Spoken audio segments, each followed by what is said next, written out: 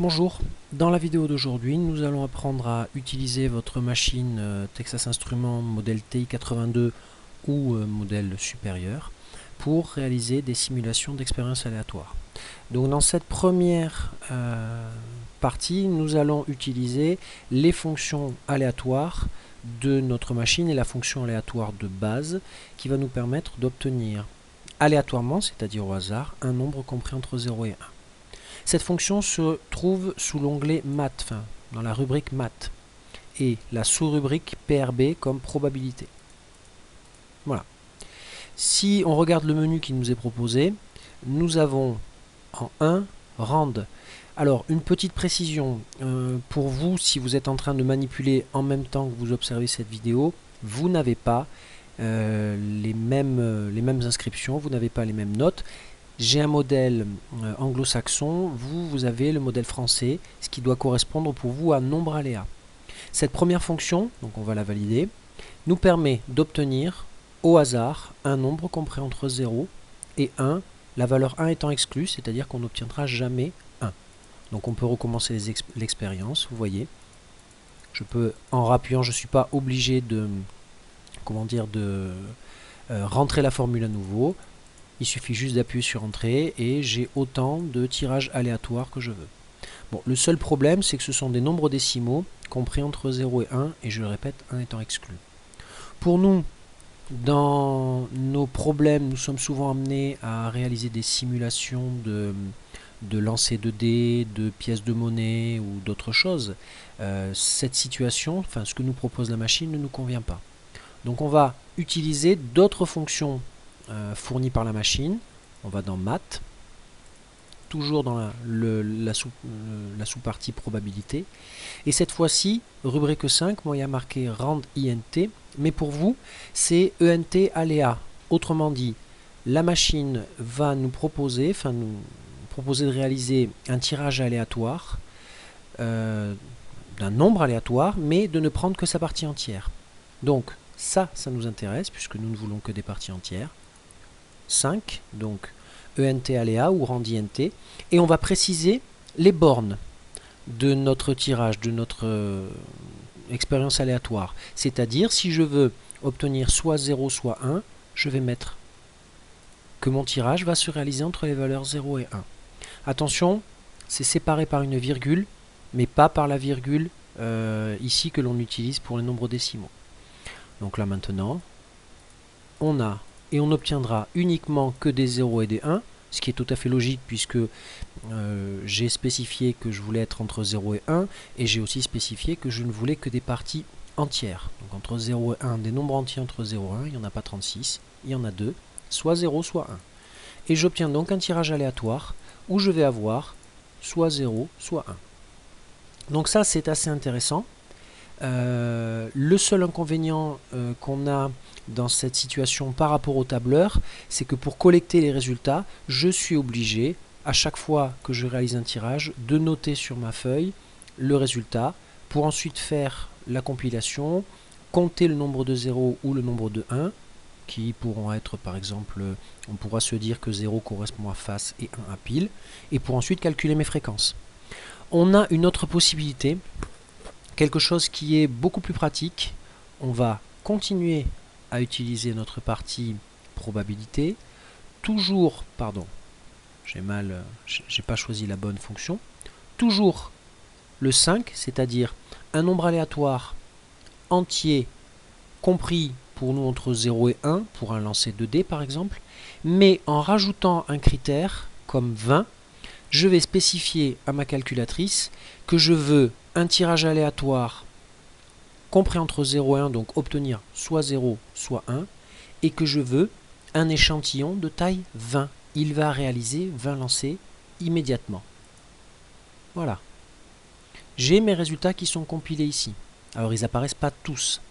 Mais l'avantage de cette méthode, c'est que l'on peut importer les résultats de ce tirage dans un tableau qui s'apparente à un tableau statistique. Pour cela, vous appuyez sur la touche STO.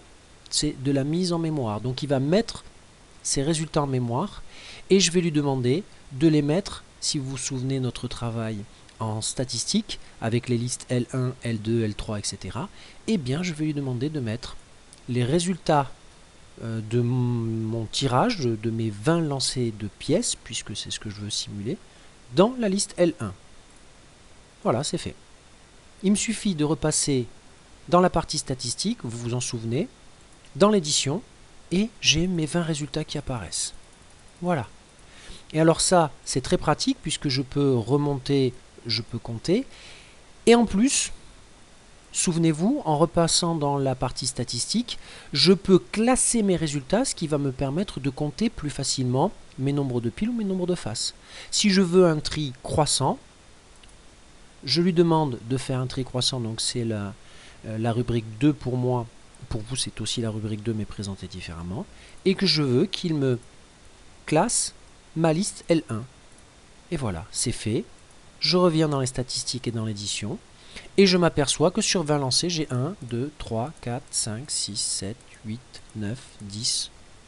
J'ai 10, si j'ai bien compté, 10 fois le nombre de zéros, ce qui pour nous, souvenez-vous, correspondait à 10 fois le résultat face. Donc ça, c'est un grand progrès par rapport à tout à l'heure. Nous pouvons compiler nos résultats et y accéder beaucoup plus facilement, ce qui facilite le travail et ce qui nous permet de calculer très facilement nos fréquences. Autre chose, si jamais, donc pour quitter, pardon, c'est en la touche quitte, donc seconde et mode. Si nous voulons maintenant non plus lancer une pièce de monnaie, mais lancer 20 fois un dé. C'est très simple, c'est exactement la même manipulation. Nous retournons dans probabilité, toujours dans ENT aléa, donc la rubrique 5. Cette fois-ci, nous ne voulons pas nos nombres entre 0 et 1, mais nos résultats qui correspondent aux faces des dés sont entre 1 et 6. Et nos 20 lancés. Voilà. Je peux toujours mettre mes résultats cette fois-ci, par exemple, dans la liste L2, ce qui est fait, dans l'édition, et j'ai mes différents résultats que je pourrais classer là aussi pour connaître par exemple la fréquence d'apparition du résultat 2 par exemple ou du résultat 4. Voilà. La dernière chose que je voulais vous montrer dans cette petite vidéo correspond aux exercices 5, 6 et 7. C'est-à-dire une situation où il n'y a pas d'équiprobabilité. Jusqu'à présent, même si ça n'a pas été dit, j'ai considéré que lorsque je lançais une pièce de monnaie, j'avais autant de chances de tomber sur le pile que sur le face. Donc j'avais 50% de chances d'avoir soit pile soit face. De la même façon, pour le dé, eh bien, j'ai autant de chances d'obtenir le 1 que le 6 ou que n'importe quelle autre face. D'accord ? C'est ce que l'on appelle des situations d'équiprobabilité. Si vous prenez l'exercice numéro 5 de votre fiche de travaux dirigés, dans cet exercice numéro 5, où on parle de pourcentage de population qui est droitière ou gauchère, eh bien, il est dit que 65% de la population est droitière. Nous ne sommes plus dans une situation d'équiprobabilité, ça veut dire que les résultats n'ont pas la même probabilité. Et si vous voulez faire une simulation correspondant à cette situation-là, si vous voulez faire ce qu'on vous demande dans l'exercice, eh bien cette fois-ci, il va falloir préciser à la calculatrice non seulement qu'on n'est plus en équiprobabilité, mais il va falloir lui préciser la probabilité qui nous intéresse. Alors pour cela, ce que nous allons faire, la manip est légèrement différente. On va aller dans Maths. Cette fois-ci, on va aller dans Num. C'est la partie numérique. Et nous, ce qui va nous intéresser, c'est le 5, puisqu'on veut une partie entière. Donc 5, INT. Ensuite, on retourne dans Maths, et là, on va demander à tirer un nombre aléatoire, donc dans la partie probabilité, rand. Et on précise, par exemple dans cet exercice, on précise que l'on a une probabilité de 0,65 pour les droitiers, eh bien on précise cette probabilité, enfin de 65%, pardon, ce qui correspond à 0,65. Et voilà. Qu'est-ce que ça veut dire ça? Ça veut dire que en fait, notre calculatrice va nous faire un tirage au sort avec une situation qui n'est pas équiprobable. Elle va tirer le résultat 1 avec 65% de chance. Et elle va tirer le résultat 0 avec le reste, c'est-à-dire 0,35 ou 35% de chance. C'est-à-dire que si vous faites votre simulation ici, vous n'êtes plus dans une situation d'équiprobabilité. C'est ce qu'on veut, c'est ce qui nous est demandé. Le seul inconvénient de cette méthode que je n'ai pas encore résolu en utilisant la machine, c'est que je ne crois pas que cette formule soit conçue pour compiler les résultats dans un tableau. Je n'ai pour l'instant pas réussi à trouver la parade. Donc malheureusement dans cette situation, eh bien, vous êtes obligé à chaque fois de réappuyer sur Entrée pour noter vos résultats. Si vous avez 20 ou 30, enfin un échantillon de taille 20 ou 30, c'est un petit peu long. Et dans ce cas-là, l'utilisation du tableur me semble plus adaptée. Mais, je le répète, la machine est capable de faire ça. Voilà. Donc, écoutez, nous avons vu aujourd'hui, je vous le rappelle, comment réaliser des simulations équiprobables, comme la pièce de monnaie, comme le lancer de dés, des situations qui ne sont pas équiprobables. C'est un petit peu moins pratique, mais ça se fait. Voilà, j'espère que j'ai été suffisamment clair. Si vous avez un souci, si vous avez des questions, comme d'habitude, vous n'hésitez pas à me contacter. Je vous remercie et je vous souhaite bon courage.